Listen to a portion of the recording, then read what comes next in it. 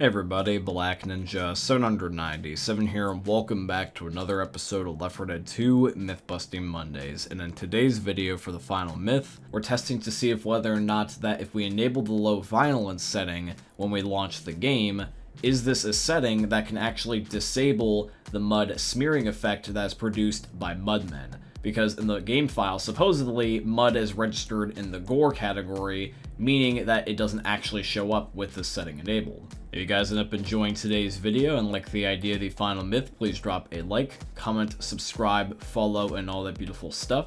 And if you also have a myth of your very own that you'd like to be featured in next week's episode, please by all means leave it here in the comments down below, or also alternatively you can leave it in my Discord server, which is going to be linked down below in this video's description.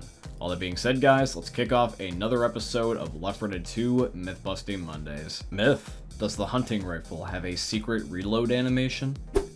Alrighty guys, myth 1 is submitted in by Zephyr. Now at first, me, Dan, and then Suboptimal Ass here, which is Dead Sled 8, who you've seen in the comments probably before in my video, we just did as the comments suggested, just messing around with throwables like a gas can, but this was not triggering any sort of unique or new animation that we have not seen before, and we were at this for like a half an hour. Now I did take a chance and Googled this exact proposed question, and I was actually able to turn up something, which was surprising given the fact of how obscure this seems. So after Googling it, I found this Steam thread that talks about this exact supposed reload animation, and there's a video underneath of it that ends up showing the exact reload in question. There is going to be Xbox gameplay here from about 2 years ago by the user Very Rare Matt, and he's playing like normal, and then he reloads his hunting rifle, but the second time he goes to reload it, the animation changes, and it's a different reload style compared to what we're used to seeing.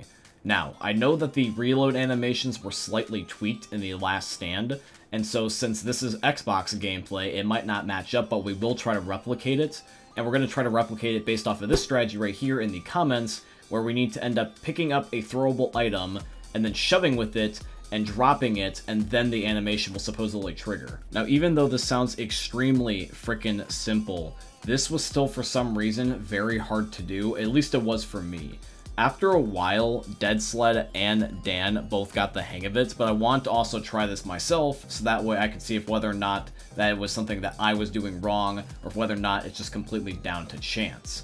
And what I did figure out, with the help of Dan and Dead Sled by the way, is that there's a certain technique to it that they were getting down. So, if you would like to replicate this exact reload animation and get it pretty much every single time, this is how you do it rather than leaving it up to chance. What you need to do is you need to do everything that was stated in the comments, but you need to do it ridiculously fast. You basically need to end up bashing your keyboard and do it so quickly that it basically looks like you're glitching out the animation. Because it's not necessarily about the technique, it's more rather about how quickly that you do it. So, if you end up doing it correctly, you should be able to do it just like how I did right here, where I finally was able to end up getting the hunting rifle to end up changing its animation style. The funniest part about this is I didn't even need to reload, it just ended up doing it by me picking up the gas can over and over and over again. So it's more like a weapon inspect, if anything. But yeah, myth 1 is confirmed. There is a secret hidden reload animation for the hunting rifle that you can do by messing around with a gas can. I do believe, if I remember correctly, while I was doing my research, I heard that this is just a scrapped Left 4 Dead 1 reload animation, and it was just never removed from the files, and this is how you trigger it. Myth: can a charger kill a tank on the other side of a wall with his charge? Alrighty guys, the second myth is submitted in by Charles. Now the charger does indeed do damage to the tank, it's just that it's literally 2 damage. It's barely anything. But barely anything doesn't mean it's impossible. Now to get the correct circumstances to pull this off, we need to have it where I get basically left at 1 shot, but I don't lose control of the tank, and then Dan charges me while he is the charger. So after a couple of failed attempts, I was able to get down to basically 1 shot, and now Dan is going to meet me up at the train car and leave me at quite literally 1 shot, 1 HP specifically, and then he's going to end up ramming into the side of the train car and see if whether or not that this will kill me. So here we go, I'm at 1, he charges at me, and yep, he kills me. So the myth is confirmed. If a charger charges into a wall and the tank is literally 1 shot, he will kill him. What do you know? Myth: can the spitter spit into the safe room of Dark Carnival Chapter 3 through the razor wire?